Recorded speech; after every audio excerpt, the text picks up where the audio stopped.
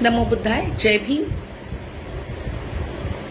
It's my immense pleasure to share my thoughts and studies on Indian constitutional and judiciary laws to achieve gender parity.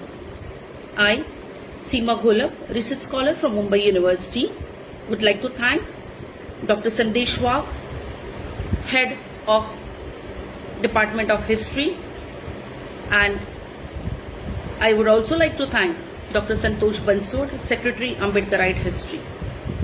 I am so thankful to you, sir, for giving me a chance to share my thoughts and studies on the platform of Ambedkarite History Congress. Let us begin with our topic, like what all things are existing or were existing in the past for the women. Because, as we all know, women are the one who are being sharing the 50% of the population even in India. To begin with it, we need to understand the entire history of womanhood. What was the condition of women at the beginning and how their history started following till date. So to begin with, as we all know, India herself is known or have a lot of names like India, Hindustan, then N2. We also know India at that time as Jambudri.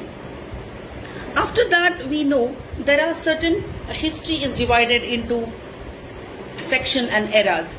So these sections, before talking about the section, we will start with the ancient time history, which speaks about the Stone Age. The Stone Age also is divided into 3 stages, that is Mesolithic, Paleolithic, Neolithic. And in that, what was the condition of the women or what was the status of women, that we need to understand.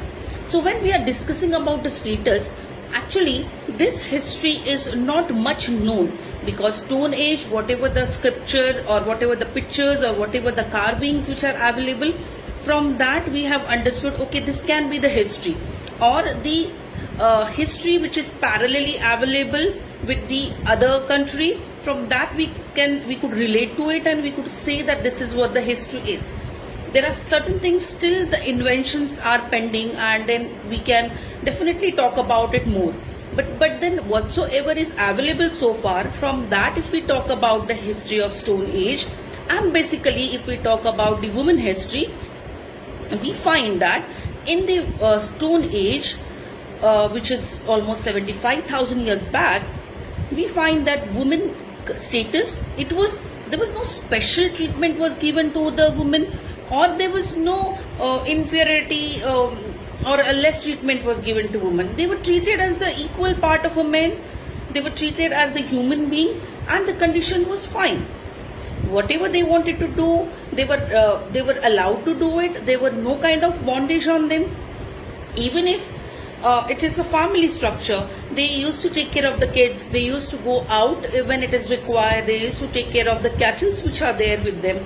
So it means it was a free kind of a life which women enjoyed at the time of Stone Age.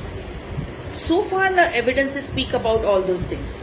As the time proceeds, then the history proceeds also, and then that's how we come to know the next era comes as the Harappan civilization. As we all know, Harappan civilization itself is a very prosperous area, and we are getting a lot of things to know about Harappan civilization till the time. Even recently we have found certain things about Harappan civilization. So now when Harappan civilization, the script which is there, it is not been deciphered.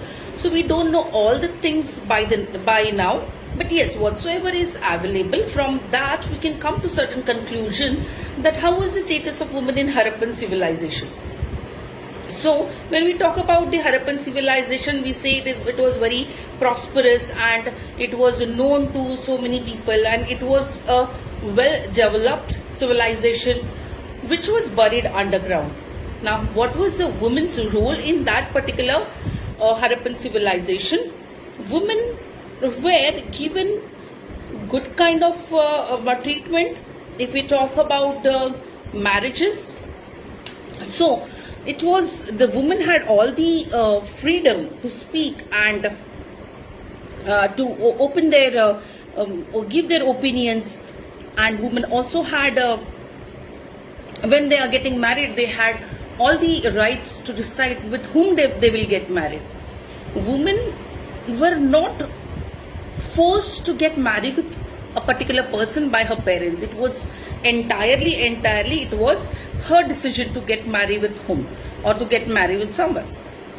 Now, after marriage also, women were given good treatment. She was treated well by any mean, unfortunate mean you can say. If she's losing her husband, then there also things were like she was supposed to get remarried, and basically the remarriage used to take place in the same family with either with the deceased husband's brother or in the same family man. So that's how the condition was. But then they were allowed to get married. Women were allowed to get married. At the same time, now, what was it? There was a polygamy. Polygamy was very much available at the time of Harappan civilization. And there was a customs of marriages and remarriages existing in the Harappan civilization. In a nutshell, we can say that Harappan civilization was a really very prosperous civilization which gave equal importance to the woman.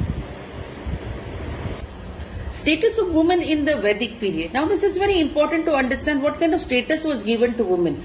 Women had freedom to take part in all kind of activities, social activities, and this indicates that the nature of status of women in the Vedic period was not tyrannical, but it was enjoyable. Women never had observed the Parda system. They had freedom to educate themselves, and that is how we could see that Maitreyi and Gargeyi, those who were the ladies, those were learned one, they were Vidushis and they had a lot of knowledge. They had debate and discussed even in the king's palace, and they could really challenge even the men for their wisdom. If we talk about the marriages, they enjoyed the freedom selecting their life partner. Widow remarriages were commonly observed in Vedic period. Women were given complete freedom for taking decisions of their life. They were regarded as ardhanginis. So in the Vedic period, if we can see and if we can observe that women condition was really good. The Parda system was not there. There were no, you can say, very cruel activities like sati system, which was not there. The activity was giving freedom to them, were allowed to them. So in a nutshell, Vedic period was really good for the women. Now we will move forward for the Jainism and the status of women in the Jainism, which falls into the 6th century BC.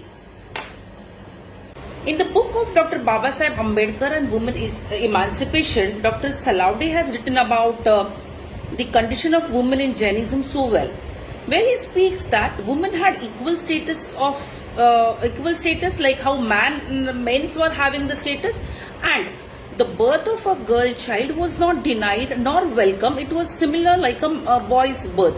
It means equal treatment was been observed in the Jainism. Now girls had a freedom to marriage and also had very good treatment after she getting married.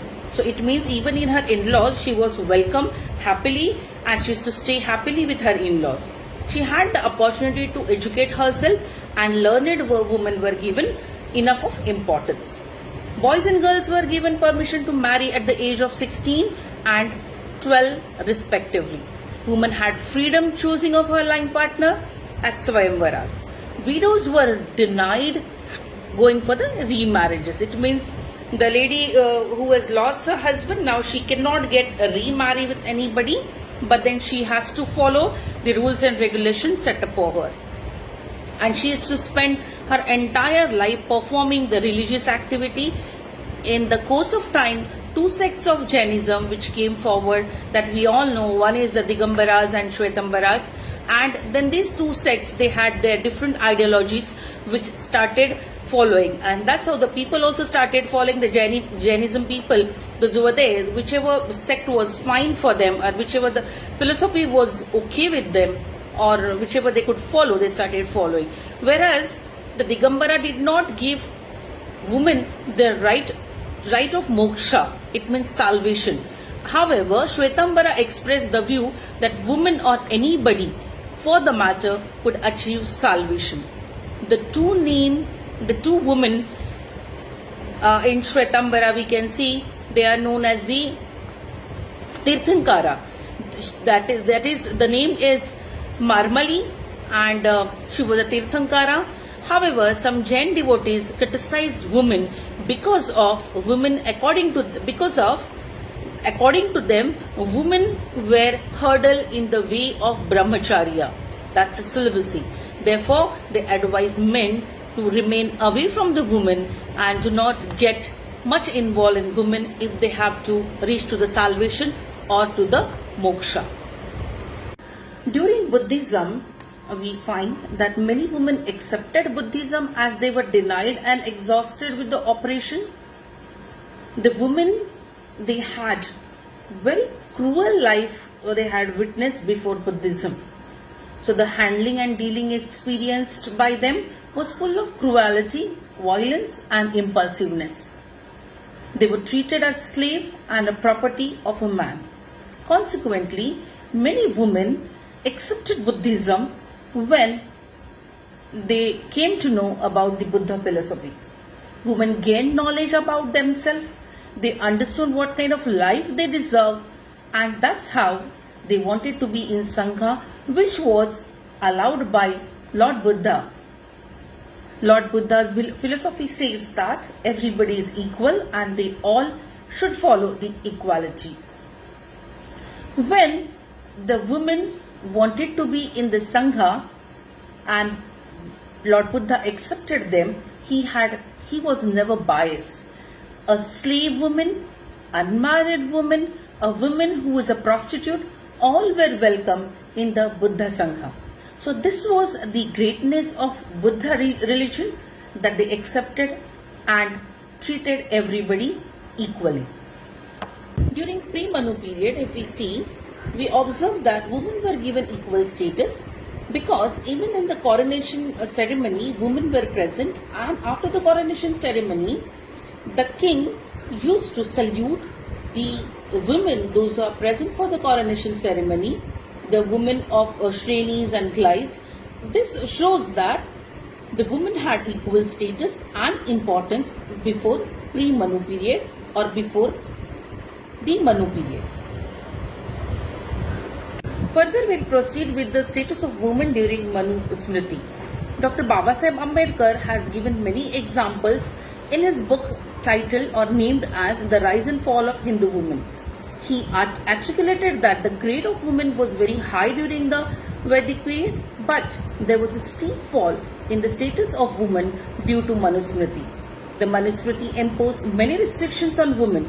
Women had no rights to education. Dr. Ambedkar, in his book Rise and Fall of Hindu Women, writes that Manu had hardly been said to be more tender to women than was to the Shudras. In his book, he specifically says that Manu Smriti had not been kind enough with the woman. So far, we have seen the system which woman was in, the system which women used to follow. Now we will proceed with the position of the status of women in the medieval period. Now, when we talk about the medieval period, before the medieval period, we will hardly witness the Parda system. The Parda system came into existence during Sultan period. It was not possible for women to go out without their face unwrapped. It means all the time they used to cover their face and go out. Why? What was the reason behind this? The reason was their safety. Women would hide their faces with a piece of cloth if an unknown man, stranger, was seen. The women visiting mosque without parda were not allowed. During this era, women were really suffering. Even the domestic violence was seen and prevalent. Husband used to feel ashamed to accompany the wife when they are going out. Dowry was a reason where domestic violence used to take place. Cutting off the nose and ears lobes was common during this particular era. It means women's emotions were at task. They were not given importance even in the society, and even they were considered as almost like an animal. Their emotions were not paid any kind of attention or importance. All about the women of Muslim women condition during the medieval period. At the same time, we need to find out how was the condition of the Hindu woman during the medieval period. Hindu woman was also suffering very badly because very shameful acts or very shameful traditions like Devdasi came into the force. Devdasi is a girl who's dancing in the temple or a girl who's singing in the temple. Basically, what used to happen is the lower caste people, when they used to have a girl child, they used to offer it to the god. After offering it to the god, they never used to ask and see behind how the girl is surviving. But her misery was to the core, because once she is offered to the god, the priest used to really enjoy her body, and later on all the people from the reputed family used to make use of her the way they want. The girl was never asked or for her wish or her opinions whether she wants to be a Devdasi or she doesn't want to be a Devdasi. It is simply the parents used to hand over her to the temple authority, and further her life was like very miserable. This is what is the Devdasi system which was prevailing in Hindu society during medieval period. Along with it, there is some system called as Ganika which was there. It is normally like a prostitution. Of course, they used to be independent, but their life was really miserable because these were the property of everybody who is there in that particular society, and they were paid for it. But these girls never had a good life later or after doing all these activities. Their life was really very miserable.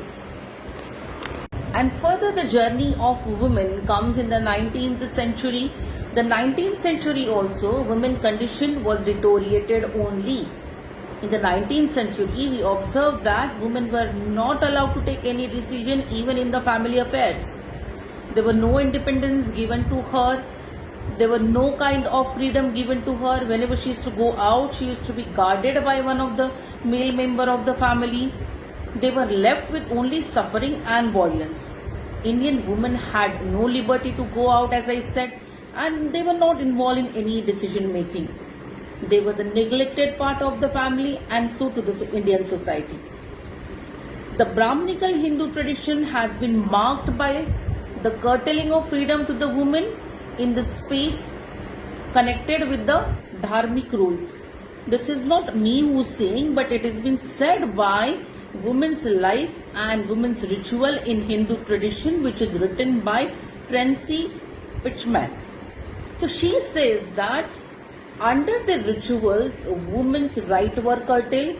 They were informed that if they follow the rituals, so they will be under good condition. If they follow rituals, their family will be in good condition.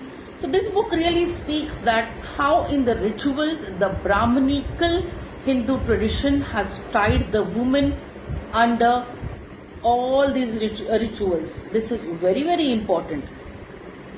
Now, during this period, these women were actually suffering. So I'll just give an example. As we all know, the condition of the women was miserable in 19th century. Even in the food matter, they were not spared. Enough of food was not served to them.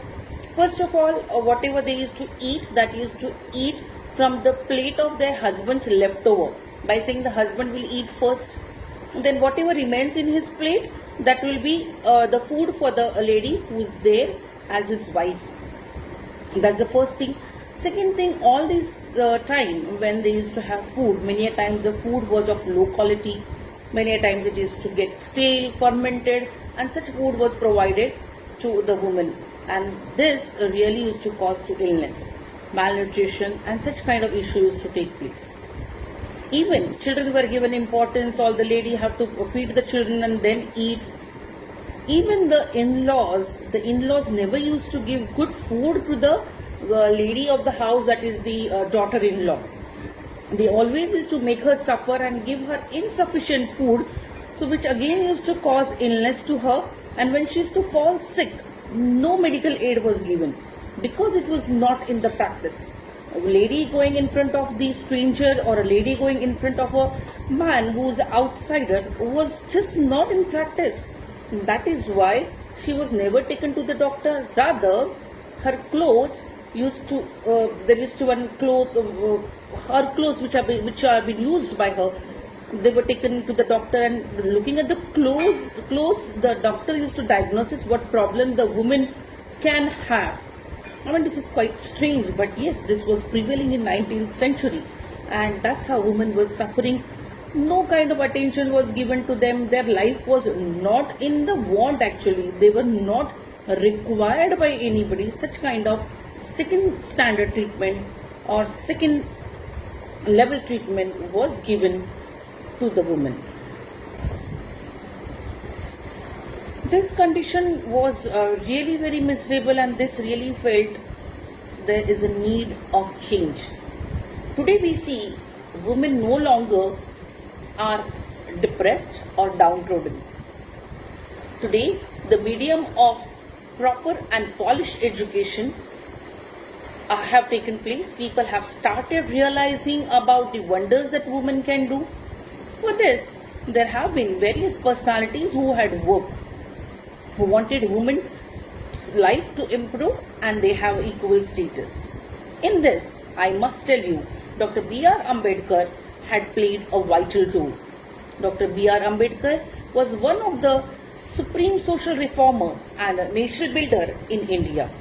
Dr. B.R. Ambedkar was concerned about women empowerment.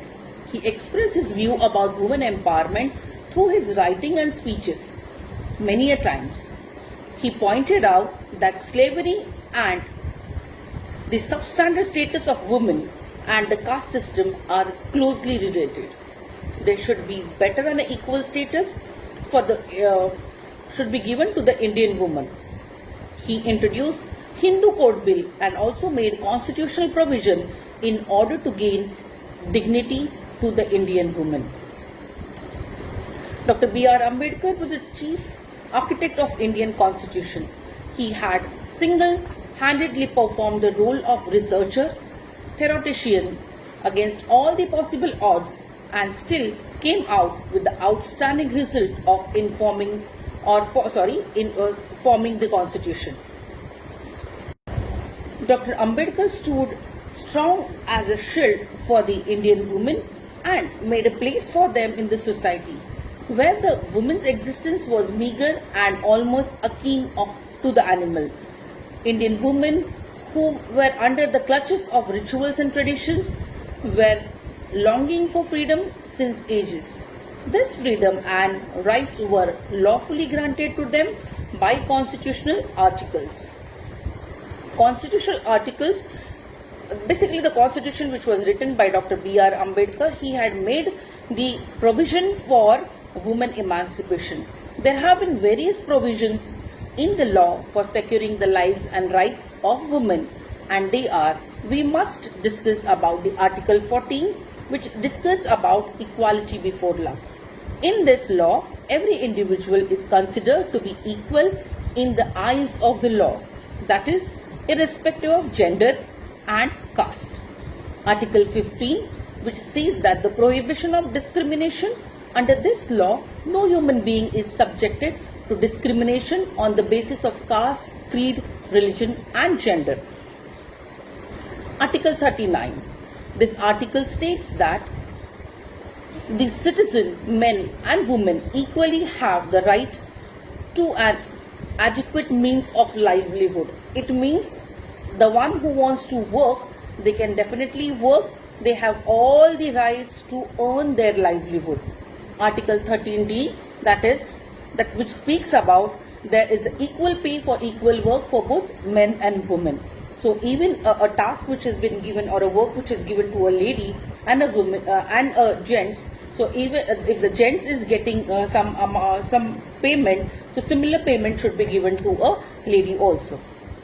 Furthermore, there are legislative provisions too prevalent in the Indian Constitution. These provisions are listed in the forms of Act. They are the maternity benefit. This is very important and it has been discussed by many a times, but I think I should take the opportunity to speak about this again and again. Many of the women are not aware after availing the maternity, pre-maternity and post-maternity leave, that this leave is been granted to us by the Constitution, but by Dr. Babasaheb Ambedkar. One must understand he had really played vital role and he had really fought with the system to grant this leave to all the women, those who are proposed mother or those who have given birth to a child. Now the Medical Termination of Pregnancy Act, which speaks of 1971, it is also the woman has a right to terminate her pregnancy if it is unwanted by her. This right is also given by Dr. Babasaheb Ambedkar to the woman. The Dowry Prohibition Act, imagine that even if the dowry, if it would have been prevailing in these days, it would have been so difficult for every one of us to collect the dowry. But this act, which was passed in 1961, which speaks about the dowry should be prohibited. The Commission of Sati, this also was there, which is introduced, and it speaks about no woman should give up her life if her husband dies. The protection of women from domestic violence, it is also very important. Women should not be beaten, not to be harmed in the family affairs, or they should not be given bad treatment by any male member of the family or any member of the family. So this was very, very important, which is given by Dr. B.R. Ambedkar. Now, apart from this, there are certain special initiatives for women. They are constitutional legal provisions. There are numerous other special initiatives which are specifically mentioned for women. The special initiatives are, one is the National Commission for Women, and this commission, which was set up in 1992, the government had set up this statutory with a specific mandate to study and monitor all the matters related to the constitutional and legal safeguard provided for women, to review the existing legislation, to suggest amendments whenever it is necessary.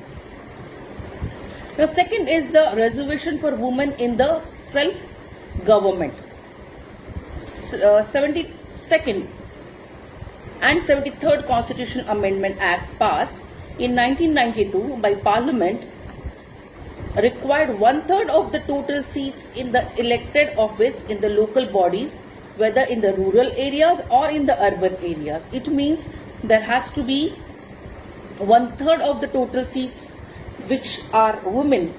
They should be there in the office of the Parliament or even in the local bodies.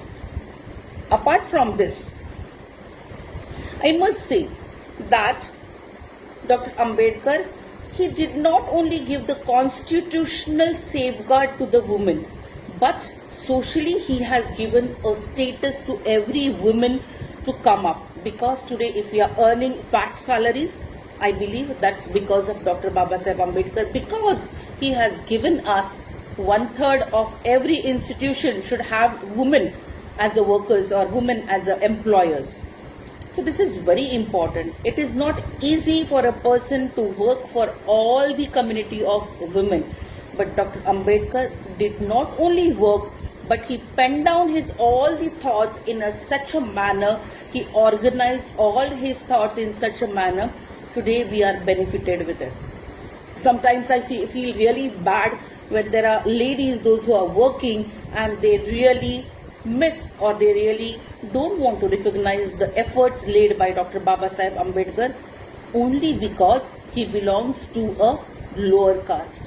Though we are educated so much, though we are forward people, we say, are we really having changed our mindset?